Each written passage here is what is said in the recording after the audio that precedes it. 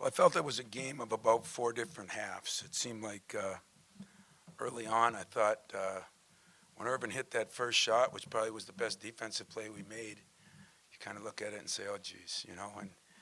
But in all, I thought Dawson did a pretty good job on him. Rockmont killed us and did a hell of a job. I thought Michigan in general played well, and yet I thought first half, I mean, the number of shots and layups and free throws we're missing are just mind-boggling to me.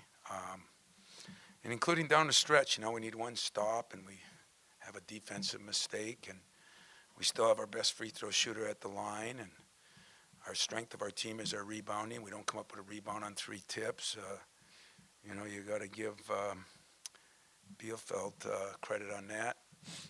So I wasn't real pleased with the way we played. I was pleased that we got a win. I was pleased by the way we shot in the second half and executed a little better.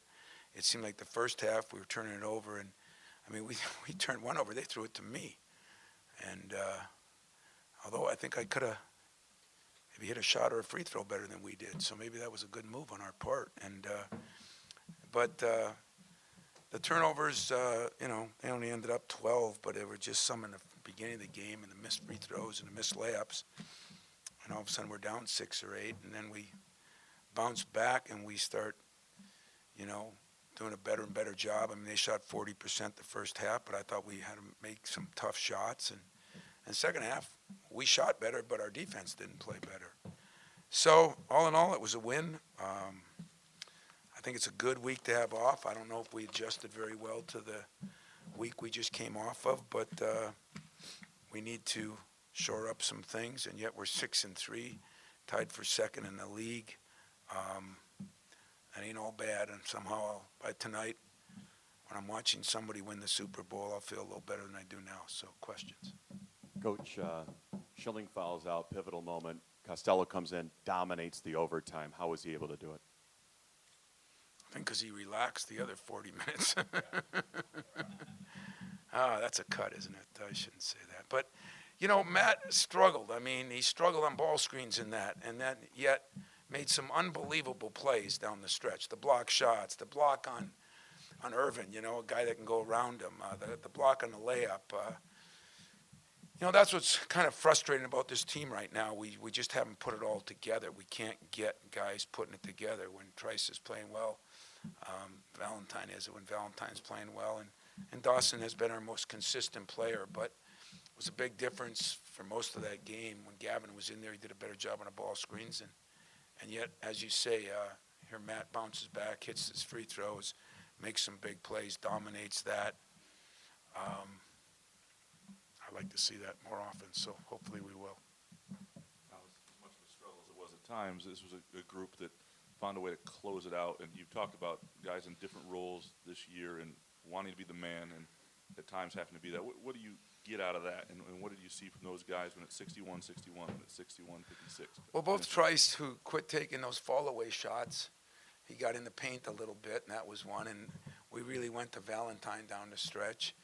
And for the most part, he did what he was supposed to do and either got fouled or got shots at the basket and in the lane, and I thought we did a better job of that. But so those were encouraging, and you're right. We found a way to lose games, and we found a way to win a game that we really needed to win. But, you know, in that first, I keep going back to the first half because it was, you know, you missed two front ends of a one-on-one. There's so many shots that are what you would call free shots. I mean, Matt had a struggle with a couple layups. I mean, point-blank layups. And you're not going to be a good team if you don't make those. But if you're having one of those days where you miss them and you find a way to win, I guess there'll be something encouraging about that. Tom, after Denzel's last 5 games or so, the end of that first half, I think he hit 4 6 threes. How important was that for him to kind of get going from the shooting? Well, it was very important. I thought for a while there we were just trying to live and die with the three. But Denzel worked on it hard, just like I knew he would. I mean, his shooting doesn't bother me because I know how hard he works at it, and I know he's a good shooter, and I know it'll come back. Sometimes I'm asking when, but I really do know that. And he did a great job of staying within the moment. You know, a couple times earlier in the last couple of weeks, he's letting that affect everything. What Denzel did the best job of is when he was on Dawkins or a few times when he was on Irvin, he was very, very, very good defensively. And a lot of times those guys that are shooters let their offense dictate their defense.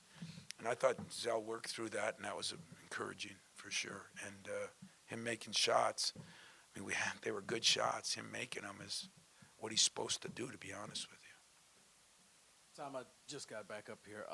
Was it anything different that you did in the overtime to cause this 10-0 spurt?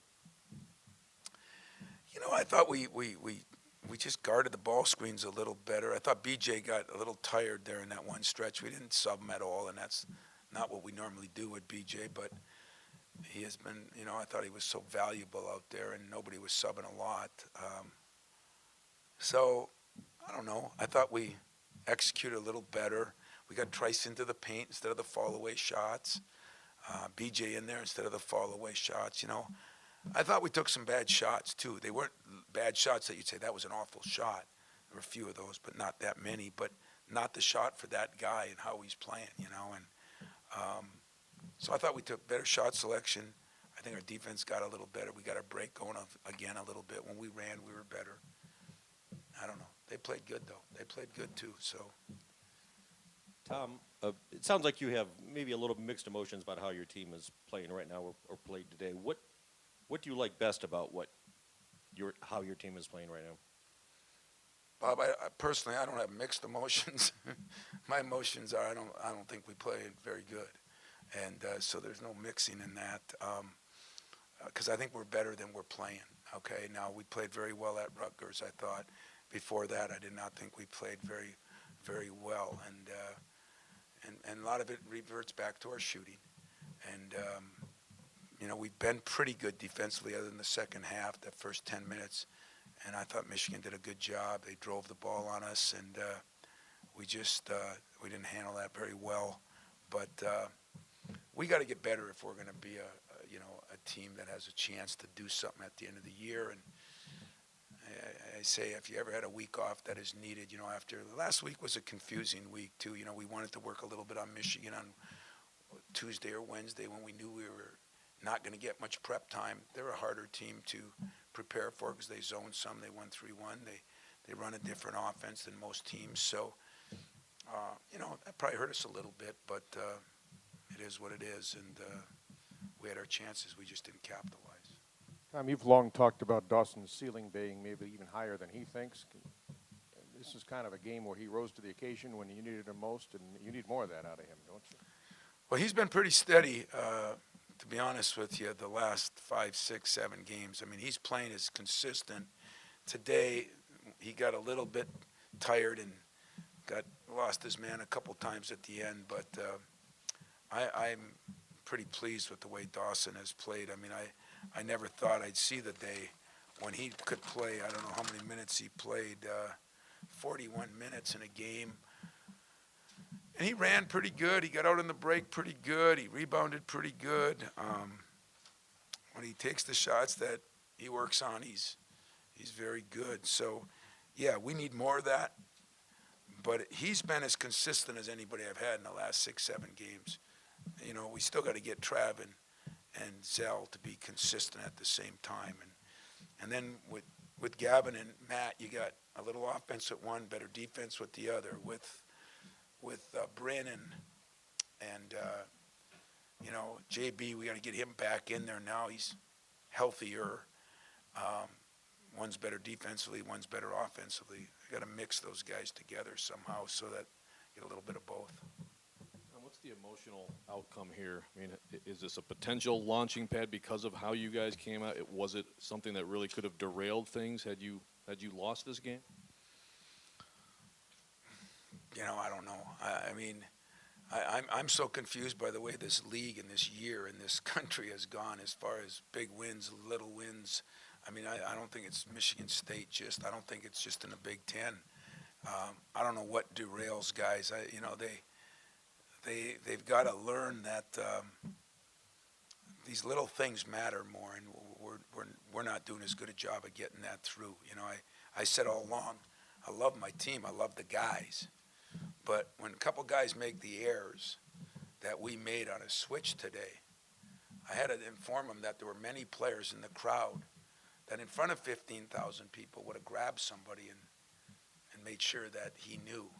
And we're just not getting that yet, and I think we need some of that. In other words, players holding players accountable is very important in great teams. And we're not a great team yet, but I would say that sooner or later our shooting's going to come back. I really believe that. And when it does, then I think we're going to be a much, much better team. Coach, you had 10 bench points total, all 10 of them from Matt Costello. Is that a concern for you, or No, it was the way the lineup went today. We just did not feel we could sub as much because of the short preparation time for a team like that. We did not think that offense, that those freshmen could handle all that. So that's why I said those extra 2 days really hurt us in that respect. No excuse, just that respect. So we kind of figured that going in.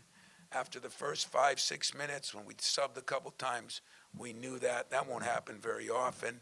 We couldn't come in for extra time because the trip was long and we didn't want to wear them out for the game. And yet, it gives me a good idea on things that I got to just change up myself and how we approach different games because of the young guys and an offense that is more complex.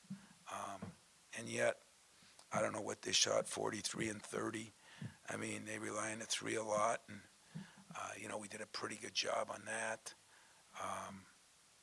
Other than a couple mistakes, and give Spike credit, he made a couple big shots.